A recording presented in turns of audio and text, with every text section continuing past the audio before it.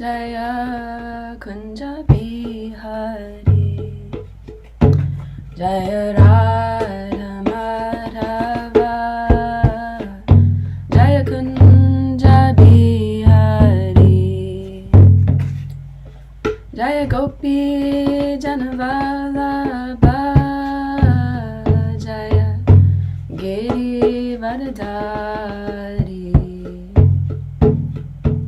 Yashodanandana Braja Janaranjana, Yashodanandana Braja Janaranjana, Yamuna Tiravanachari, Yamuna Tiravanachari, Jaya Radha Madhava, Bihari,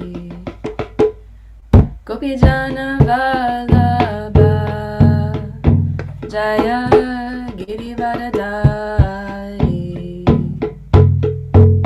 Yashodanandana Braja Janaranjana, Yamuna Tiravanachari, Yamuna Tiravanachari, Hare Krishna, Hare Krishna, Krishna Krishna, Hare Hare, Hare Rama, Hare Rama, Rama Rama, Hare Hare, Hare Krishna, Hare Krishna, Krishna Krishna, Hare Hare, Hare Rama, Hare Rama, Rama Rama, Hare Hare,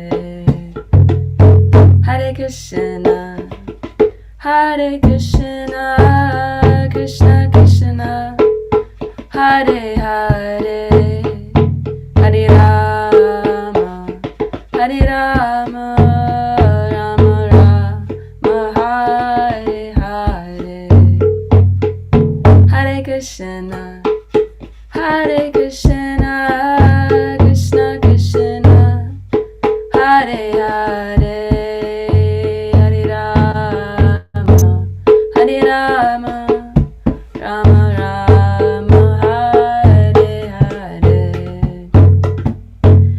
Hare Krishna, Hare Krishna, Krishna Krishna, Hare Hare, Hare Rama, Hare Rama, Rama Rama, Hare Hare, Krishna, Hare Krishna, Krishna Krishna, Hare Hare, Hare Rama, Hare Rama, Rama Rama, Hare Hare, Jai Radha Damodara Radha Damodara Radhe,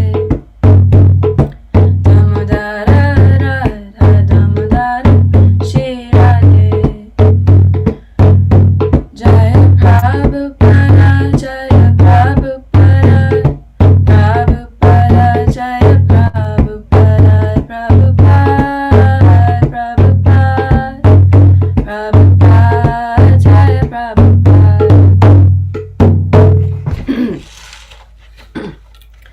Jayam Vishnupad Paramahamsa Parvajakacharya Storsata, His Divine Grace A.C. Bhaktivedanta Swami Srila Prabhupada Ki Jai. Jayam Vishnupad Paramahamsa Parvajakacharya Storsata, His Divine Grace Bhakti Siddhanta Saraswati Goswami Maharaj Prabhupada Ki Jai. Anantakoti Vaishnava Vrinda Ki Jai. Namacharya Srila Haridas Thakur Ki Jai. ISKCON founder Srila Prabhupada Ki Jai. Prem se Gaur Shri Krishna Chaitanya Prabhu Nityananda Shri Advaita Gadadhar Shivasari Gaur Bhakta Vrinda Ki Nitai Gaura Premanandi Hari Hari Om. Okay. Hare Krishna devotees. So, today we are reading from the Kantaraj Srimad Bhagavatam, continuing the reading on the 7th canto, The Science of God. Chapter 7, What Prahlad Learned in the Room, text 29. Om Namo Bhagavate Vasudevaya. Om Namo Bhagavate Vasudevaya. Om Namo Bhagavate Vasudevaya.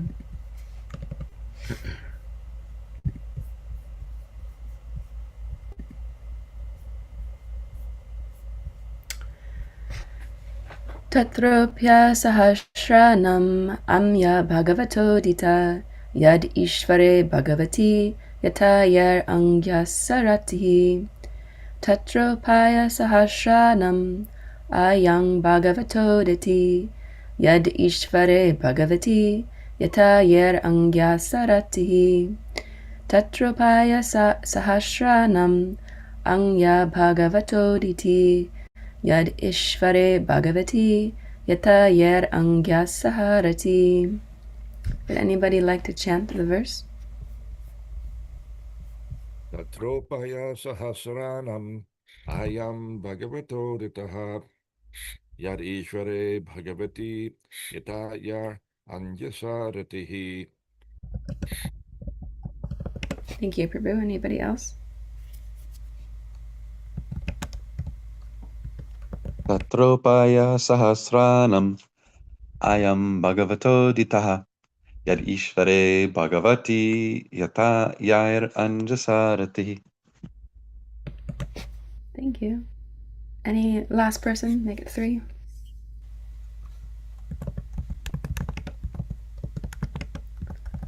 Okay. Tatra, in that connection, getting out of the entanglement of material conditioning. Upaya, of processes. Sahasranam, of many thousands. Ayam, this. Bhagavata Udita, given by the Supreme Personality of Godhead. Yet, which. Ishvare, to the Lord. Bhagavati, the Supreme Personality of Godhead. Yata, as much as. Yai, by which. Agyasa, quickly. Rati, attachment with love and affection. Translation and purport by Srila Prabhupada Ki Jai. Translation.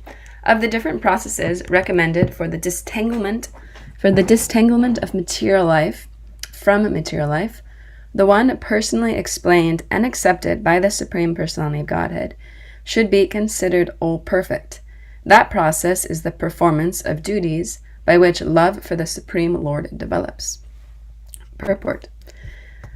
Among the linking processes that elevate one from the bondage to material contamination,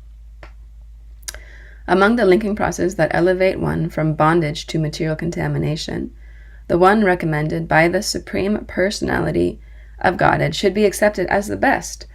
That process is clearly explained in the Bhagavad Gita, where the Lord says, Sarva Dharma Prityagya Mam Ekam Sharanam Vraja. Abandon all varieties of religion and just surrender unto me. This process is the best because the Lord assures, Aham Tvam Sarvapabnebhyo Mokshayi Yami Ma Suchaha. I shall deliver you from all sinful reactions. Do not fear.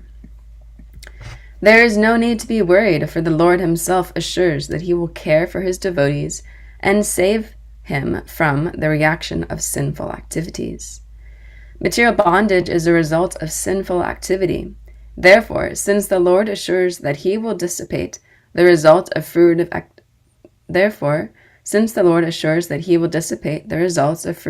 material activities, there is no need to be worried. This process of understanding one's position as a spirit soul and then engaging oneself in devotional service is therefore the best. The entire Vedic program is based on this principle, and one can understand it as it is recommended in the Vedas. Yasya deva para bhaktir yata deva tata tata guru tasyate kahita ya hyarta prakshanate mahatmanaha. Unto those great souls who have implicit faith in both the Lord and the spiritual master, all the imports of Vedic knowledge are automatically revealed. Svetashvara Upanishad 6.23. One must accept the pure devotee, the representative of God, as one's guru, and then offer him all the respects one would offer the Supreme Personality of Godhead. This is the secret of success. For one who adopts this method, the perfect process is revealed. In this verse, the words ya agyasa ratihi indicate that by offering service and surrendering to the spiritual master, one is elevated to devotional service. And by performing devotional service, one gradually becomes attached to the Supreme Personality of Godhead.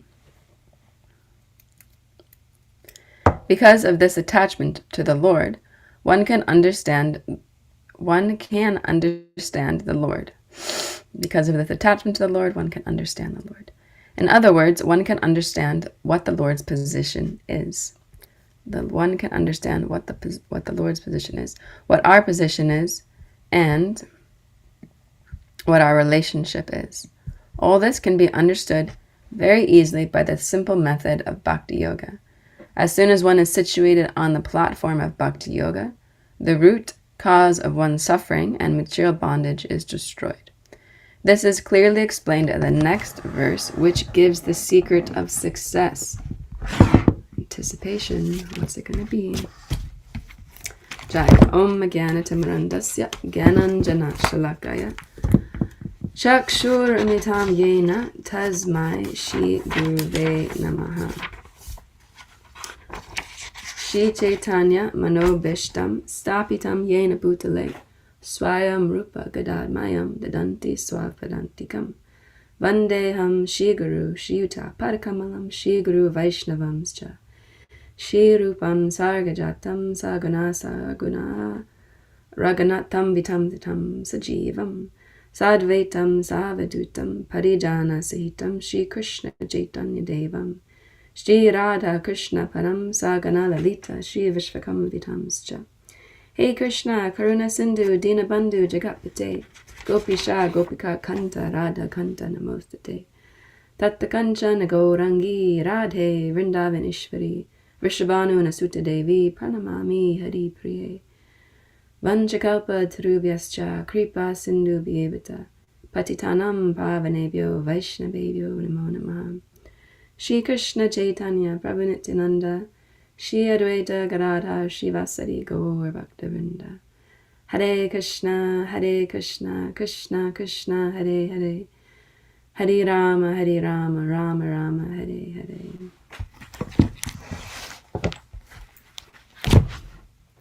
Translation again. Of the different processes recommended for disentanglement from material life, the one personally explained and accepted by the Supreme Personality of Godhead should be considered all perfect. That is, performance of duties by which love for the Supreme Lord develops.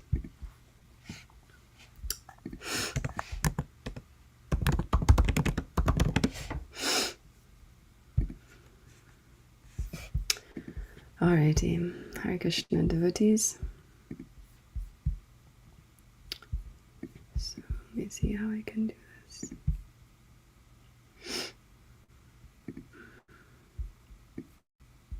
Oops. Okay, so that's not the one I wanted. Sorry, I'm just trying to navigate my laptop.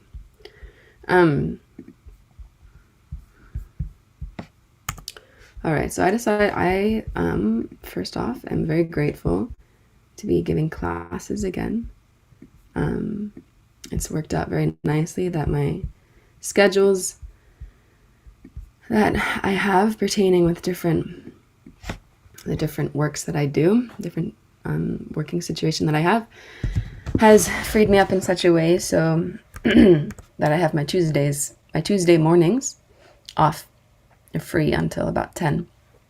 So hopefully I can use the opportunity to enhance my desperation for sadhana, and again have some push for reading and knowing that what I'm reading is going to come out of my body. Like when you give class, or what I've experienced from giving Bhagavatam classes in the past, is that whatever's going on for you internally, whatever your consciousness is, then that comes out naturally. So hopefully by having the opportunity of giving classes again, I can feel more desperation to read and chant, because otherwise who knows what will come up. And I don't want to expose all of you to the internal contamination that's going on for me. Okay, so I thought today I'd speak about this word tatra, in that connection. And Prabhupada says, getting out of the entanglement of material conditioning, because it's always a really nice point to meditate on, especially when you're very entangled in the material world. How do I get out of this position, Krishna? What do I do? So I really like how it's so clear here in the purport. Srila Prabhupada's saying, even in the translation, like the best process for recommended for disentanglement from material life is that process which is personally explained and accepted by the Supreme Personality of Godhead, should be considered perfect. So if we just follow what Krishna is saying, then we can get out of the entanglement of the material world. And what is that process? Well, he's saying here, of course, one of the last key verses in Bhagavad Gita, Sarvadharmam Prityagya Mam Ekam Sharanam Vraja. Krishna is saying, just like abandon all your religion, abandon all your ideas of what you think is the best thing to do, and just surrender unto me. And not only that, but I shall protect you, I shall deliver you from all sinful reactions, so there's no need to fear about anything. Which I think is a very nice point. And I was listening to this one lecture recently, and I can't actually remember what was said, but I remember this point being really nicely highlighted. How, Krishna's like, he's gone through the whole Bhagavad Gita explaining all these different processes of dharma and artha and kama and moksha, and what's the different processes of liberation and what they get. And then he comes to the end and he's like, actually, it's just bhakti yoga, that's the highest. But just for you, just forget everything. Like, don't get so caught up in all of these different processes, and just listen to what I'm telling you and just surrender unto me. And if you're worried that there's going to be all these reactions for all the things that you're doing because you're living this life in the entanglement of this world, then just forget that, because don't worry, I'll deliver you from all sinful reactions. You don't need to worry about that aspect, like worrying about performing sacrifices to ensure that you get a good birth, or to like protect your forefathers. Like, don't worry about that. I got you. Like, I'm going to protect you from sinful reactions because you're my devotee and because you're surrendering unto me. So yeah, I really like that point, because it's like, at least for myself, I'm always making plans on how to do things, like how I want things to go. And there's this really nice class, a couple classes by my spiritual masters. One is Devamrita Swami, where he says, he's highlighting this point of like forget your own cookie factory and come to my cookie factory. Like he's how we have this he actually there was a class in Wellington many years ago where he brought this up. How I can't remember the exact example. There was these two devotees, a husband and wife, and they were like selling cookies, like distributing cookie prasad to people. And the wife had her way of making the cookies, and the husband was telling her, if you do it like this, you'll be able to get, more, or a better result. The cookies will come out nicer. We can distribute it to more people. But the wife was like, no, this is how I'm going to make the cookies. I don't want your advice. And at the time, I was in the ladies' ashram, and I was like, that's so silly. Like, why doesn't she just take, the advice of her husband? Obviously, it'll benefit their business. But now I can understand very clearly why the wife was like, I don't want your advice. I've got my own program here going very successfully. and I don't need you to come in here and tell me what I need to do. And this is the same position we have with Krishna. Like, the teachings of the Bhagavad Gita and Srimad Bhagavatam are like, hey, if you did it like this, actually, if you just surrendered unto me, then actually I could protect you. I could protect you from all your fears, and you'll actually get the result of your practice, which is what I'm telling you to do. But the living entities are like, Krishna, it's okay. I got a system here. It's kind of working for me. I do have a plan to enjoy and get some material prosperity, but I really think that if I can do it like this, it will work. So my spiritual master says, give up your own cookie factory. Like, you're trying to produce your own cookies, get your own results, make your own fruitive activities. Even if you're offering it to Krishna, it's like, I'm doing it my own way. He's like, just give that up and take to Krishna's factory. Like, go Krishna's way. Anyways, I can't remember the exact how exactly he says it. He says it a couple times in his in different lectures from 2015 time frame. But anyways, it's just very nice meditation. Like, I get so focused on my own life, how I'm doing things, how I want things to be done, and then I don't listen to what Krishna is saying, which is the best process and which will get us the best result. Instead, I'm so like, this is how I'm going to do it. And then naturally I suffer because I'm not listening to Krishna. So yes, that's a really nice point from the purport that I really appreciated Srila Prabhupada, so clearly stating, especially just in the first paragraph. So it's so in our mind. And then he just continues to explain in the purport the different how to actually what this process is of bhakti yoga. So here Srila Prabhupada is also saying, this process of understanding one's position as spirit soul and then engaging oneself in devotional service is therefore best. So understanding one's position, which is the spirit soul, and then engaging that spirit soul in devotional service is the best process. And here he quotes this verse from the Svetashvara Upanishad, which is a very famous verse. Unto those great souls who have implicit faith in both the Lord and the spiritual master, all imports of Vedic knowledge are automatically revealed. So it seems so easy, okay, who am I? I'm not this body. I'm not, all these things that I identify with. I'm actually a spirit soul. And what do I do? Okay, I just do devotional service. What is devotional service? It's really any service, anything you're doing that you're doing for the pleasure of Krishna. Of course, it's most clear to us when we're doing it in a temple or we're doing it at a preaching center. But actually, any service that we're doing that's for Krishna's pleasure, that we're doing to please Krishna, even though it may not be pleasing in the exact moment, that's actually devotional service. I remember many years ago, there was one devotee who had come to our ashram, and she was super headstrong, very, very, very independent. She was German. She's a very nice devotee now. German devotee. She was a punk rock, female punk rock girl, super headstrong. And the first year she was in the ashram was so painful for everyone because everything you said was an hour-long argument about everything. She wanted to argue every point. So one devotee in class was saying this, that everything you can do for Krishna's pleasure and it can become devotional service.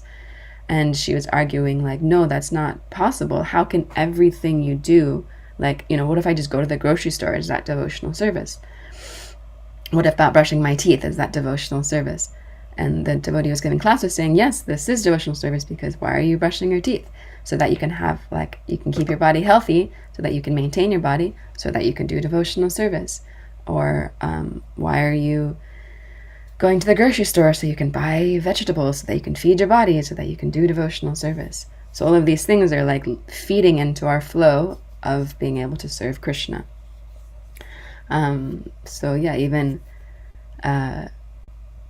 Is it am I doing this? Is it going to please Krishna? Okay, then we can consider this as devotional service.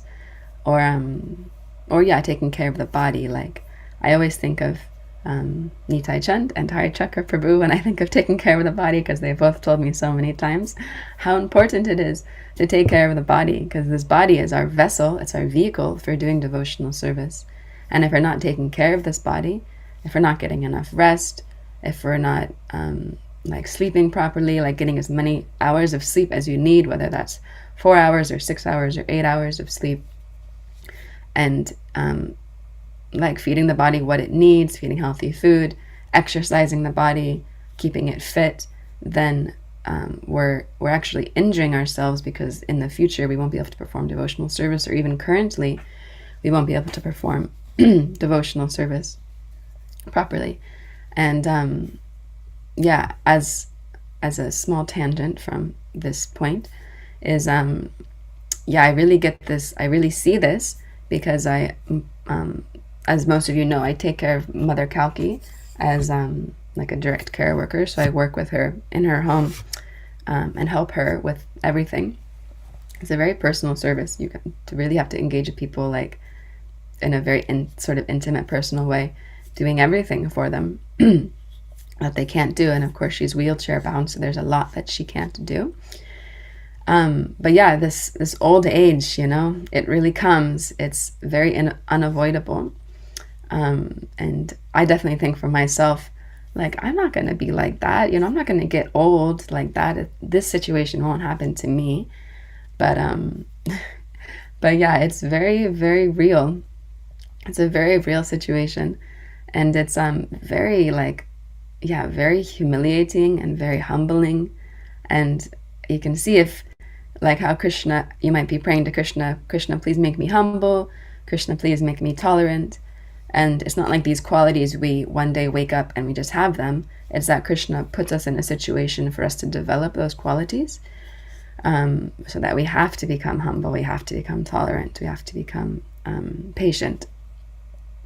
So this, yeah, I can see with old age, it's like, you know, Krishna's putting this devotee in a position where she has to ask for help, she has to be humble, she has to be tolerant, she has to be patient. All of these qualities, it's like forced, you're in a position where you're forced to develop them. So yeah, this process of Krishna consciousness, anyways, sorry, I got a little sidetracked, I can't remember what I was talking about.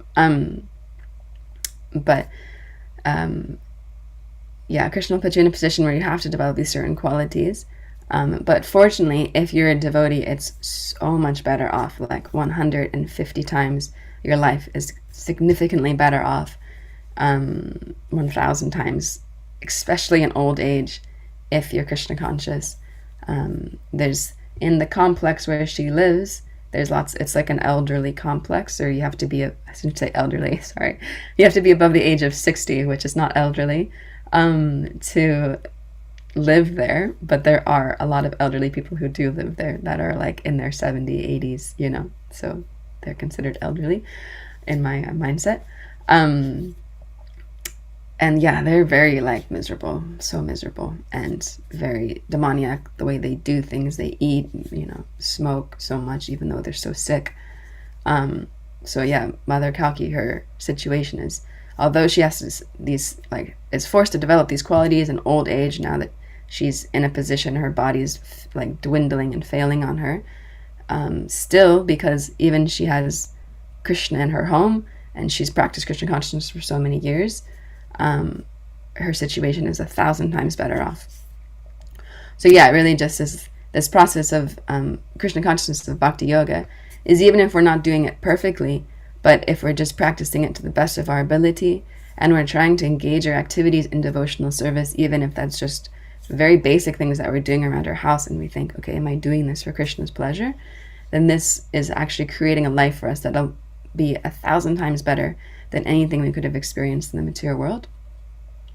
His Holiness Dharma Swami gives this really nice, says this really nice quote, that your worst day in bhakti is 1,000 times better than your best day in the material world, which is really like hard to understand. It's like, I've had some pretty good days in the material world, you know, like, you know, I went to that party, or I got to meet this famous person, or I got to do this thing, and it was pretty good. Like, it was felt pretty good.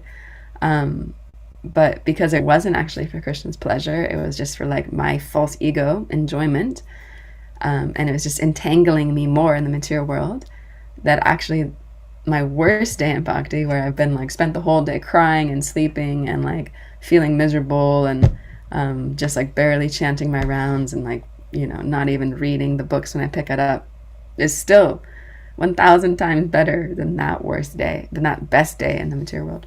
It's a little hard to understand, but I'm trying to understand it. And then this last point in the purport that Srila Prabhupada's like summing everything up so nicely. As soon as one is situated on the platform of bhakti yoga, the root cause of one's suffering and material bondage is destroyed. This is clearly explained in the next verse.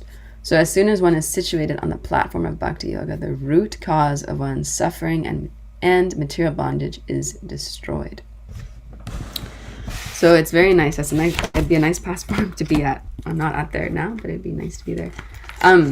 Anyways, I wanted to read a couple purport points from the end of the 9th and from Bhagavad Gita. The 926 is what the verse that I thought of in this purport, because this whole purport is talking about like what this bhakti is, what this love is. So of course we know 926 is Patram Pushpam Palam Tvayam Yo Me Bhakta Prayakati Taraham Bhakti Uparitam Ashnami Paritat Manaha. If one offers me with love and devotion a leaf, a flower, a fruit, or water, I shall accept it. So in this purport, Srila Prabhupada's, there's 3 points that I like to meditate on. Let's see if I can find exactly where it is. Oh yes. So he's talking about the transcendental position of devotional service. For the intelligent person, it is essential to be in Krishna consciousness, engaged in transcendental loving service to the Lord, in order to achieve permanent blissful abode for eternal happiness. And then he says, the process of achieving such a marvelous result is very easy and can be attempted even by the poorest of the poor. So I really like this, because it's like, even if you're so poor that you have nothing, you have no material wealth, you have absolutely nothing to your name, still you can achieve the process of devotional service. It's so easy. Like Srila Prabhupada is saying here, it's a very marvelous process, and it's very easy. Of course, we make it very difficult. I make it very hard, but it's actually a very easy process. And then he goes further into talk about the principle of bhakti. So he says, without the basic principle of bhakti, nothing can induce the Lord to agree to accept anything from anyone. So if we don't have this bhakti, this love for Krishna, or if we don't have this mood of like, okay, I'm doing this for Krishna's pleasure, which will develop the love, like first comes service, then comes love, then nothing can induce the Lord to agree to accept anything from anyone. So I really like that, because it's like, okay, but if you don't have this, like, it's if you're not developing this, you're not trying to develop love for Krishna through serving him, then what is Krishna going to accept? And then this last point, he's talking about how to prepare, like how to do service for Krishna. In this regard, he's talking about cooking, like preparing nice palatable dishes. And he says the important element in preparation and serving and an offering is to act with love for Krishna. I remember once I was asking my spiritual master what I should be thinking about when I'm cooking. And so I was like, I think about pleasing the devotees, this preparation will be so nice, it'll please this devotee, or this will be very nice, it'll please that devotee. And I was telling him these things, and I was like, so what do I think about? Like, am I supposed to be thinking this is pleasing for Krishna? I hope this pleases Krishna, or I hope this pleases Krishna's devotees. Because I was saying I have more of a relationship with Krishna's devotees than I do with Krishna, so it's hard for me to like think about Krishna when I'm cooking. And he said this point, like, it'd be nice if there was a bit more love in there. Like, if you could think, if there was a little bit more love for Krishna in your cooking, that would be nice. So it's a good point for me to meditate on. Like, okay, I'm I'm cooking for Krishna's pleasure, and I hope that this pleases Krishna's devotees through Krishna being pleased. There's one other really nice verse that I like. Let me see if I can't remember what number it is. But I think it's 10:11. But maybe it's 10:10. No, it is 10. It is 10:10. 10:10. Tesham satata yuktanam bhajatam pritipurvikam dadadi buddhi yogam tam yenamam upayanti te. To those who are constantly devoted to serving me with love, I give the understanding by which they can come to me.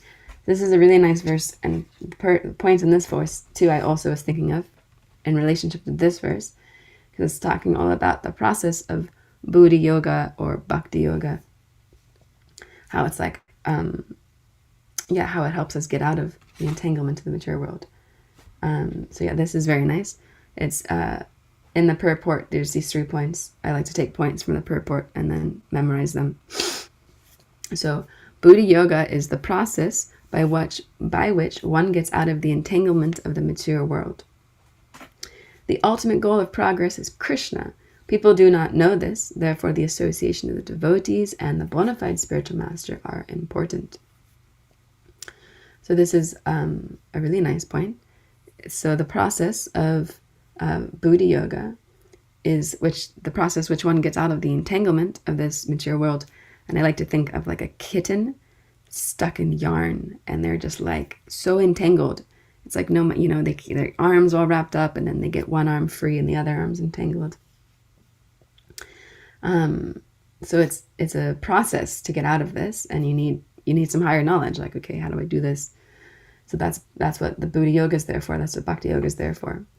The ultimate goal of progress is Krishna, and people don't know this. They don't know what they're going towards, what their whole purpose of their life is for. Therefore, the association of devotees and the spiritual master is important. Dasya Prem Prabhu and I were speaking about this the other day, how I was like, there's so many check boxes of things that I would love to have. Like, okay, the perfect community, the perfect devotees to associate with,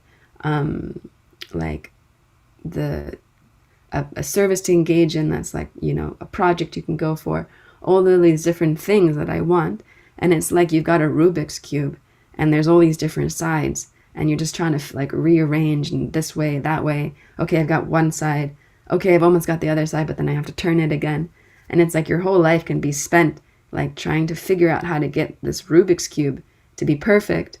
But if you're doing that materially, I got the perfect job. Okay, I've got the perfect wife. Now I've got my kids. Now I've got my white picket fence house. Rearranging it, then at the end of your life, you just spent so much time trying to figure out this Rubik's Cube and make it perfect that you forgot the whole thing was I'm supposed to be doing this for Krishna. Of course, if we're trying to arrange our life in such a way so that we can have more service, more association, then that's the perfection of our life, because we're doing it for Krishna. But the average person in the material world gets so stuck, looking at the Rubik's Cube, trying to figure out, I want this, I need more money, okay, I'm going to do this, that they forget the whole thing was Krishna, and they just get stuck in this little ball of yarn with their little house and their family, and just lose the purpose of the life, and then have to take another birth. Now you're in a female body, now you're in a male body, now you're in a cat. So this next point is, when he knows the ultimate goal and seeks Krishna completely in Krishna consciousness and devotional service, he is acting in bhakti yoga or buddhi yoga, which is the complete yoga. So once we know the goal, okay, the goal is Krishna, and we're seeking to achieve Krishna's mercy through the process of devotional service under the guidance of a spiritual master in the association of devotees, then we're acting in bhakti yoga or buddhi yoga, which is the complete yoga, which is the highest yoga. It's very important. Dasya Prem and I were also speaking about taking a spiritual master, taking up vows and taking a spiritual master is actually quite a serious business. We were thinking, wow, imagine like if we had never taken initiation, you would have just floated off, into like the ether. I remember after I took initiation, I was at a recharge festival in New Zealand, and these devotees that I had known from the loft, I think it might have been Gita and Badarsin, but I can't remember exactly who it was, but they said to me, we were so surprised that you were taking initiation this year. We thought for sure you were just going to be one of those, kind of hippie girls that floats in and then floats out. We were so surprised to see you here. And I was thinking, and I was like, that is interesting. Yeah, I thought I was like that too. I thought I was just going to float away. But through the mercy of the spiritual master and the devotees, we can become fixed up in a process. And then taking a spiritual master and following instructions, especially taking a spiritual master who's very personally involved in your life, and then also personally involving your spiritual master in your life. So they don't just become like a picture on the wall that you like, Hare Krishna, and then, carry on. But it's like this person is guiding my life. And this last point is one of my favorite points in Bhagavad Gita because it's very real and nice to hear. So if a devotee is, Srila Prabhupada says, if a devotee is not intelligent enough to make progress on the path of self-realization, but is sincere and devoted to the process sincere and devoted to the activities of devotional service, the Lord gives him a chance to make progress and ultimately attain to him.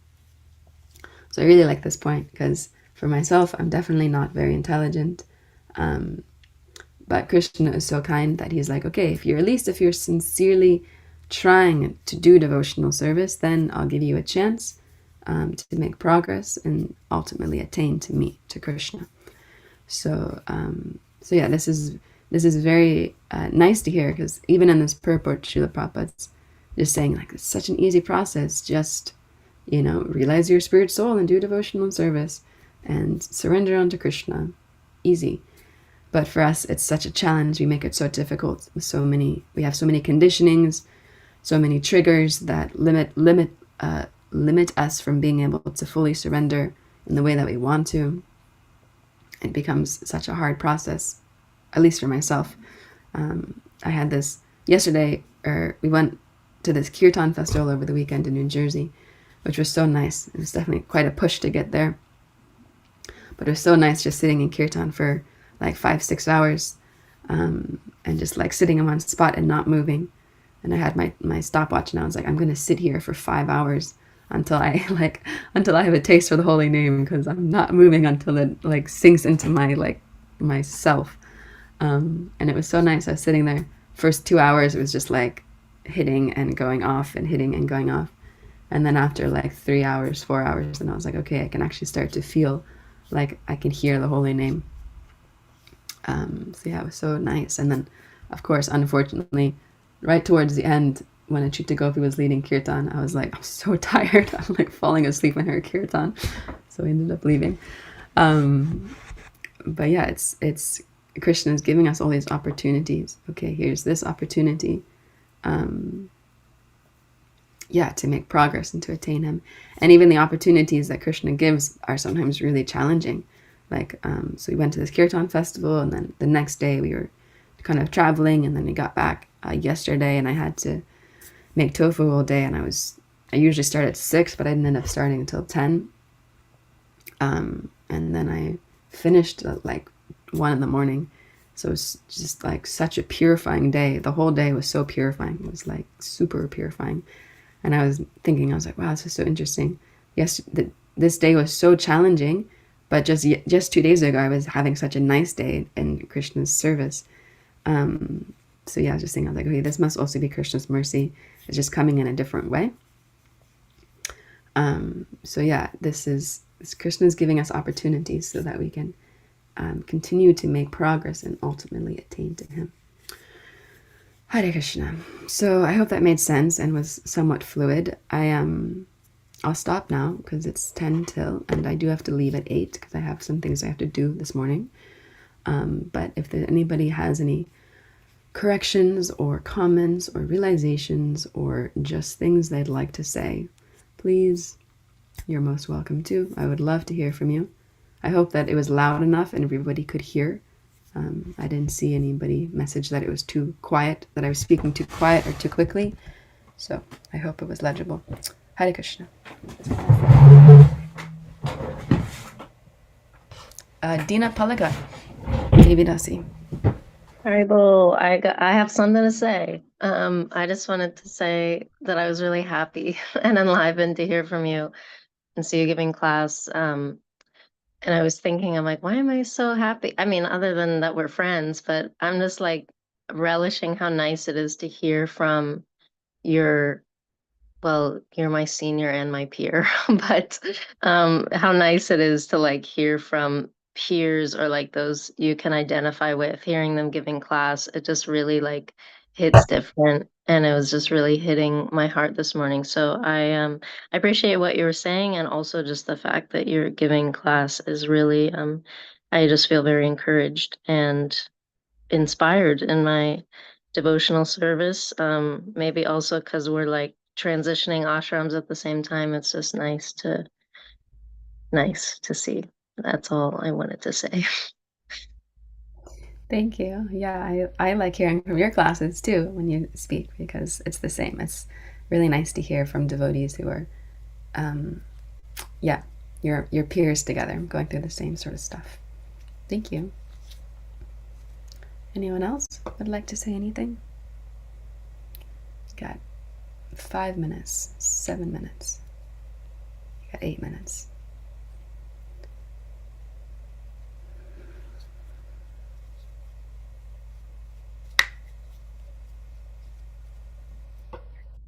Hare Krishna.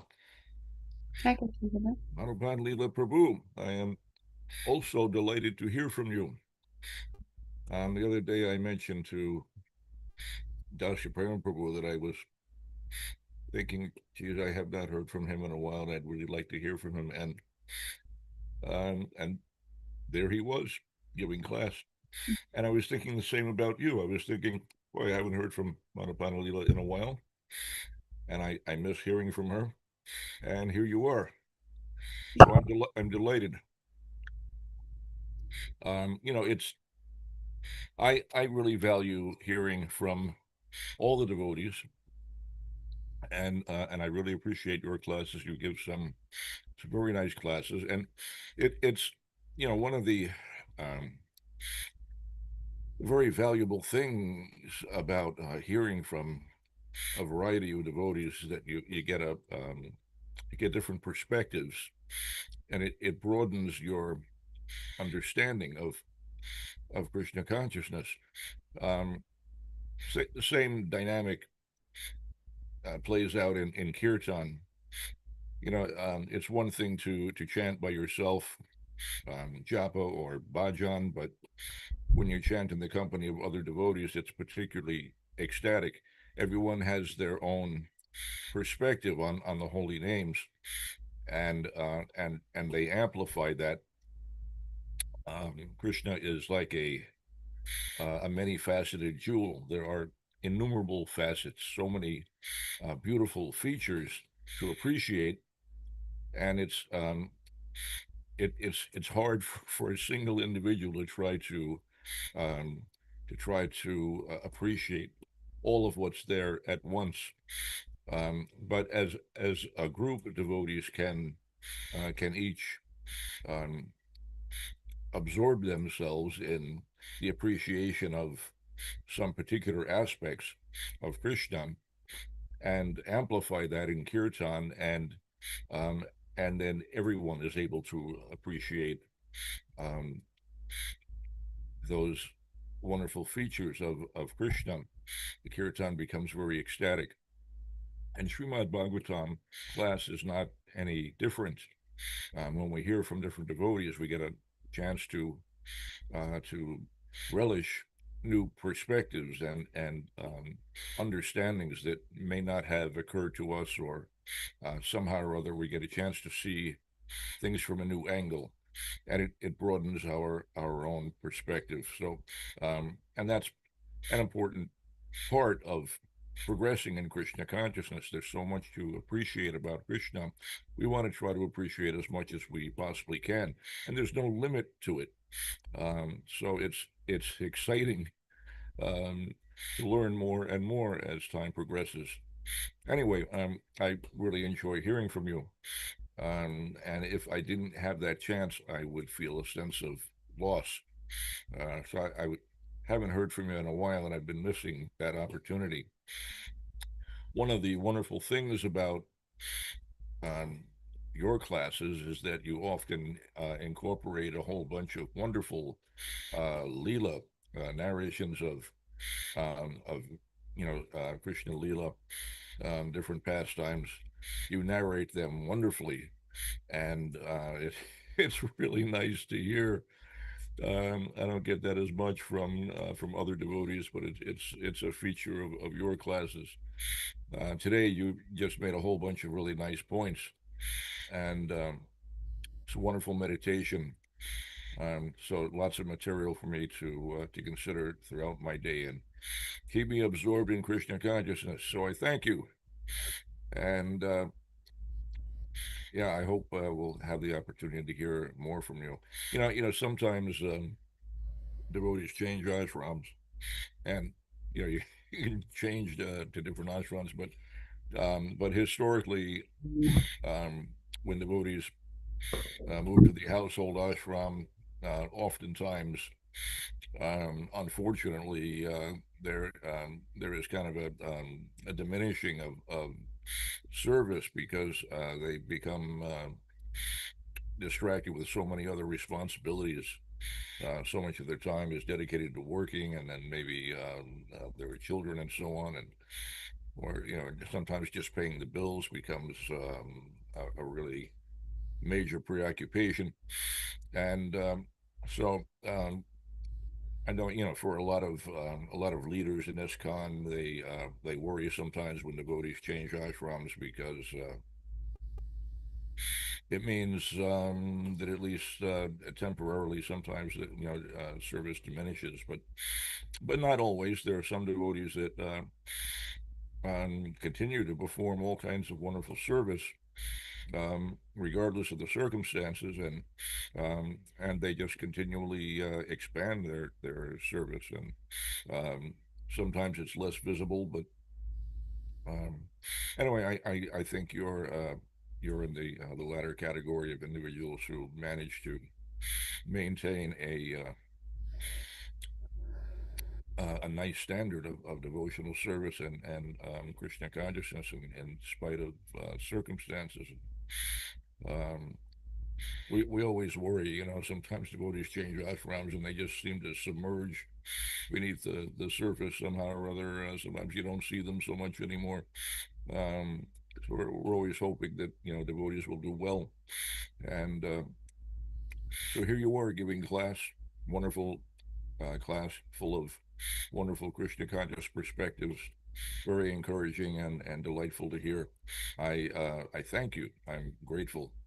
I hope to hear more from you. Hare Krishna. Hare Krishna, Prabhu. Thank you so much. It was really encouraging to hear from you. I was actually going to share a pastime today, but I didn't plan my class out properly, so I got too caught up in all the points I was saying to make time for the pastime I was going to share. But yes, now that I know that you appreciate those, it'll encourage me to make time to plan my classes out properly so that I have time to share everything I wanted to share. So thank you very much. And I've heard that Krishna arranges things to fulfill the desires of his pure devotees. So knowing that you were thinking about Dasya Premanai and hoping to hear from us at some point in time must have been the cause and reason for why both of us were able to give Bhagavatam classes. So please continue to think about us so that we can continue to give classes and continue to be gifted Krishna's mercy through your desires. That would be very nice. Safest place in the world is in the minds of the devotees. Okay, devotees, I do have to leave. Thank you very much for your virtual association. It's so nice to see so many different people here. It's very encouraging. I hope everybody has a very nice day and Krishna's service in whatever form that might be for you. Jai Gantaraj Srimad Bhagavatam ki, Jai Srila Prabhupada ki, Jai Nitai Gaur Premanandi, Hari Hari Bol.